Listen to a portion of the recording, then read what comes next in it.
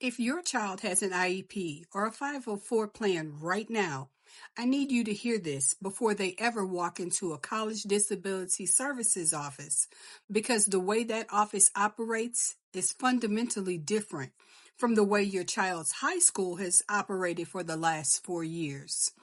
And most families don't find that out until they're already sitting in a meeting feeling completely unprepared.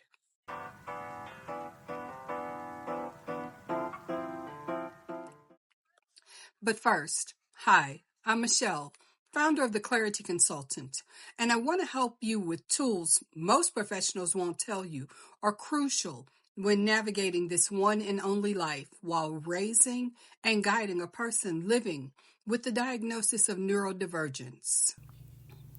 Now, as I was saying, in high school, the school comes to you.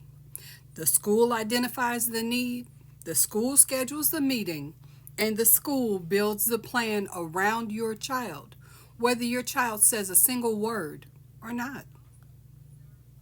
That entire structure disappears the day your child becomes a college student, because now the law that protects them shifts from IDEA to something called ADA, or the Americans with Disabilities Acts.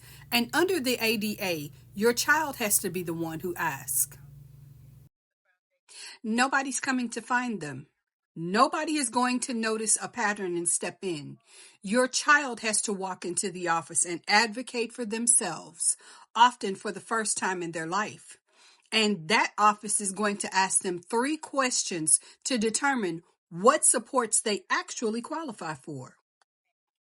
The first question is going to be some version of what is your diagnosis and how does it impact you in the academic setting. This may sound simple, but most students have never once been asked to explain their own disability in their own words, because their IEP team has always done the explaining for them. If your child cannot answer this clearly, the accommodation process stalls out before it ever gets started. The second question is going to be something like, what accommodations have worked for you in the past and why? This is where documentation becomes everything, because colleges are not going to take your word for it, or even the word of an old IEP.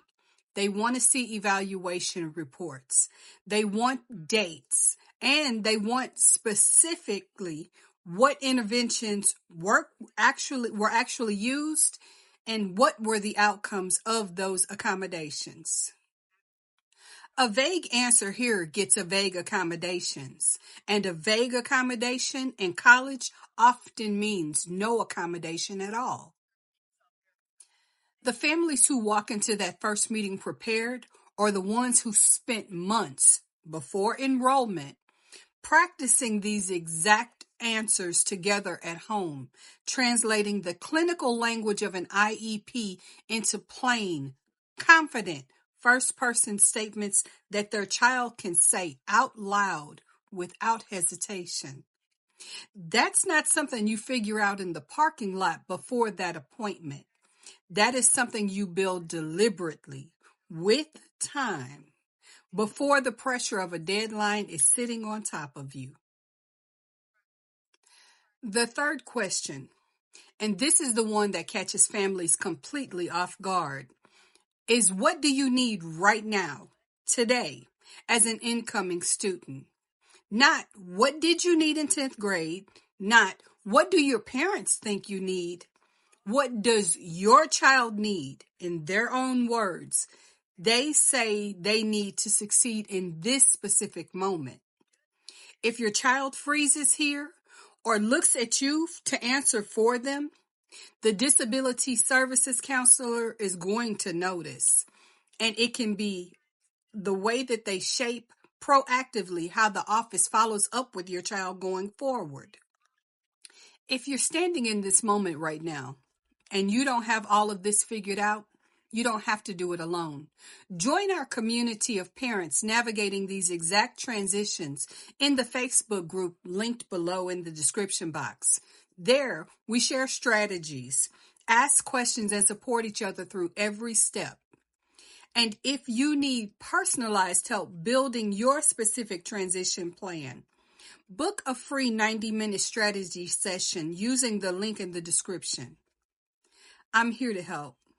I'm Michelle, your clarity consultant. Now, allow me to thank you for listening. And if this video has been helpful to you, please like the video and subscribe to the channel so that other parents who need that kind of information can find it in their recommended feed. There will also be another video at the end of this one that might answer other questions that you may have. And until I see you again, be good to yourself and take care. Bye-bye.